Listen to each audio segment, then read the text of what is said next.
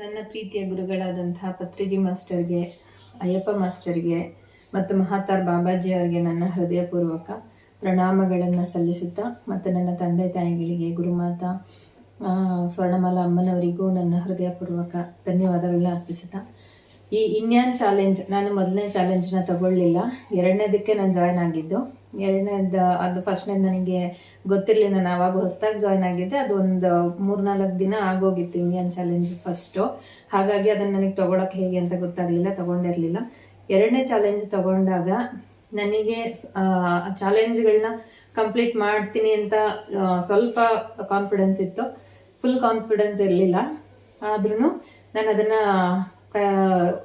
ಏನೂ ತೊಂದರೆ ತಗೊಳ್ದ ಹಾಗೆ ಎಲ್ಲನೂ ಮಾಡ್ತಾ ಇದ್ದೆ. ನನಗೆ ಆಹಾರದಲ್ಲಿ ಏನೂ ತೊಂದರೆ ಆಗಲಿಲ್ಲ, ಯಾಕೆಂದರೆ ಮೊದಲೇ ನಾವು ವೆಜಿಟೇರಿಯನ್ ಆಗಿರೋದ್ರಿಂದ ನನಗೆ ಅದರಲ್ಲಿ ಯಾವುದೇ ಪ್ರಾಬ್ಲಮ್ ಬರಲಿಲ್ಲ. ಮತ್ತು ನಾನು ಸಂಗೀತ ಅಭ್ಯಾಸ ಮಾಡಬೇಕು ಅಂತ ತುಂಬ ಆಸೆ ಇತ್ತು, ಆದರೆ ಒಂದಿನ ಹಾಡೋದು ಇನ್ನೊಂದಿನ ಬಿಡೋದು ಆ ಥರ ಮಾಡ್ತಿದ್ದೆ. ಇಂಡಿಯನ್ ಚಾಲೆಂಜ್ ತಗೊಂಡಾಗಿಂದ ನಾನು ಪ್ರತಿದಿನ ಹಾಡ್ತಾ ಇದ್ದೀನಿ. ಈಗ ನನ್ನ ವಾಯ್ಸ್ ಸುಧಾರಿಸಿದೆ ನನಗೆ ಅನ್ನಿಸ್ತಾ ಇದೆ. ಮತ್ತು ಬುಕ್ಕು ನಾನು ಓದ್ತಾ ಇದ್ದೆ, ಆದರೆ ಕಂಟಿನ್ಯೂಸ್ ಓದ್ತಾ ಇರಲಿಲ್ಲ, ಮತ್ತು ಕೆಲವು ಬುಕ್ಗಳನ್ನ ಹಾಗೆ ಬಿಟ್ಟಿದ್ದೆ.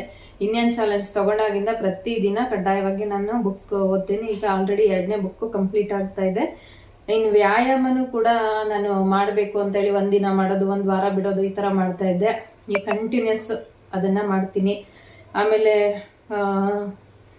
ಅನುಭವ ಹಂಚಿಕೆನ ಹೇಗೆ ಮಾಡೋದು ಯಾರು ಪರಿಚಯ ಇಲ್ಲ ನನಗೆ, ಎಲ್ಲೂ ಅಕ್ಕಪಕ್ಕ ಹೋಗಲ್ಲ ಅನ್ಕೊಂತಿದ್ದೆ. ಆದ್ರೂ ಯಾರ್ಯಾರು ಸಿಗ್ತಾರೆ ಅವರಿಗೆಲ್ಲ ನಾನು ಅನುಭವನ ಹೇಳಿ ಧ್ಯಾನ ಮಾಡಲಿಕ್ಕೆ ಹೇಳ್ತಾ ಇದ್ದೆ. ಆಮೇಲೆ ಸೆಷನ್, ನನಗೆ ಇದೊಂದು ತುಂಬ ದೊಡ್ಡ ಟಾಸ್ಕ್ ಅನಿಸಿದ್ದು ಸೆಷನ್ ತಗೊಳ್ಳೋದು. ನಾವು ರೀಸೆಂಟಾಗಿ ಬಂದಿದ್ದೀನಿ ಧ್ಯಾನಕ್ಕೆ, ನನಗೆ ಇದ್ರ ಬಗ್ಗೆ ಏನಿದೆ ನನಗೆ ಹೇಗೆ ಹೇಳಬೇಕು ಅಂತ ಗೊತ್ತಾಗ್ತಾ ಇರಲಿಲ್ಲ. ಮತ್ತು 1.5 ತಿಂಗಳು ಹಾಗೆ ಕಳೆದೇ ಹೋಯ್ತು. ಇನ್ನೊಂದು ಸ್ವಲ್ಪ ದಿನ ಇದೆ ಅಂದಾಗ ನಾನು ಹೇಗಾದರೂ ಸರಿ ಇದನ್ನು ಮಾಡಲೇಬೇಕು ಅಂತ ಹೇಳಿ ಪ್ರಯತ್ನ ಮಾಡ್ತಾ ಇದ್ದೆ. ಎಷ್ಟು ಪ್ರಯತ್ನ ಮಾಡಿದ್ರು ನನಗೆ ಯಾವುದು ಕಾಂಟ್ಯಾಕ್ಟ್ಗಳು ಸಿಗ್ತಾ ಇರಲಿಲ್ಲ. ಆಮೇಲೆ ನೆಕ್ಸ್ಟ್ ಇನ್ನೊಂದು ವಾರ ಇದೆ ಅನ್ನೋಗೆ, ಸರಿ ಇನ್ನೇನು ನನಗೇನು ಮಾಡೋಕ್ಕಾಗಲ್ಲ, ಇನ್ನೊಂದು ವಾರದಲ್ಲಿ 4 ಸೆಷನ್ ಹೆಂಗೆ ತೊಗೊಳಕ್ಕಾಗುತ್ತೆ, ಆಗಲ್ವೇನೋ, ದೇವ್ರಿಚ್ಛೆ ಹೆಂಗಾಗುತ್ತೆ ಹಂಗಾಗಲಿ, ನಾನಂತೂ ಪ್ರಯತ್ನ ಮಾಡಿದ್ದೀನಿ ಅಂತ ಅನ್ಕೊತಾ ಇದ್ದೆ. ಜಸ್ಟ್ ಒಂದೇ ವಾರದಲ್ಲಿ ನನಗೆ ಜನಾರ್ದನ್ ಗುಪ್ತಾ ಸರಿಂದ ನನಗೆ ನಂಬರ್ ಎಲ್ಲ ಕಾಂಟ್ಯಾಕ್ಟ್ಗಳು ಸಿಕ್ಕಿ ನಾನು 5ರಿಂದ 6-7 ಸೆಷನ್ ನಾನು ಒಂದೇ ವಾರದಲ್ಲಿ ಕಂಪ್ಲೀಟ್ ಮಾಡಿದೆ. ಇದು ಮಿರಾಕಲ್ ಅನಿಸುತ್ತೆ ನನಗೆ, ಅದು ಸಾಧ್ಯ ಆಯಿತು ನನಗೆ ಮಾಡಲಿಕ್ಕೆ. ಆಮೇಲೆ ಇನ್ನೊಂದು ಏನು ಅಂದರೆ, 1 ವಾರದಲ್ಲಿ ಅಷ್ಟೆಲ್ಲ ಮುಗೀತು. ಈ ಚಾಲೆಂಜ್ನ ಹೈಯರ್ ಮಾಸ್ಟರ್ಸ್ ನನಗಾಗಿನೇ ಕೊಟ್ಟಿದ್ದಾರೆ ಅಂತ ಅನ್ನಿಸ್ತು. ಇದರಿಂದ ತುಂಬ ನನಗೆ ಏನೇನು ಚೇಂಜಸ್ ಆಗಿದೆ ಅಂದರೆ, ನನ್ನ ಜೀವನದಲ್ಲಿ ತುಂಬ ಭಯ, ಮತ್ತು ಏನಾದರೂ ಹೇಳಲಿಕ್ಕೆ ತಪ್ಪು ಅಂತ ಹೇಳಲಿಕ್ಕೇನೆ ತುಂಬ ಭಯ ಆಗ್ತಾ ಇತ್ತು. ಒಳಗಿಂದ ನನಗೆ ಇನ್ಸ್ಪಿರೇಷನ್ನೇ ಇರ್ತಾ ಇರಲಿಲ್ಲ. ಈಗ ತುಂಬ ಧೈರ್ಯವಾಗಿದ್ದೀನಿ.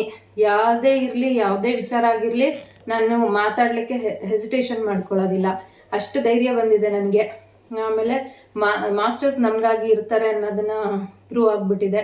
ಹಾಗಾಗಿ ನನಗೆ ನನ್ನ ಮಾಸ್ಟರ್ಸ್ ನನ್ನ ಲೈಫ್ ಮುಖ್ಯ ಅಂತ ನನಗೆ ಅನಿಸಿದೆ. ಈಗ ಏನೇ ಆದ್ರೂ ಅಷ್ಟು ಧೈರ್ಯವಾಗಿ ನಾನು ಮಾತಾಡ್ತೀನಿ, ಹೆದರೋದಿಲ್ಲ. ತಪ್ಪು ಅಂತ ಹೇಳೋಕೆ ಹೆದರೋದಿಲ್ಲ. ಆ ಥರ ನನಗೆ ಈ ಚಾಲೆಂಜಿಂದ ತುಂಬಾ ನಾನು ಕಲ್ತಿದ್ದೀನಿ,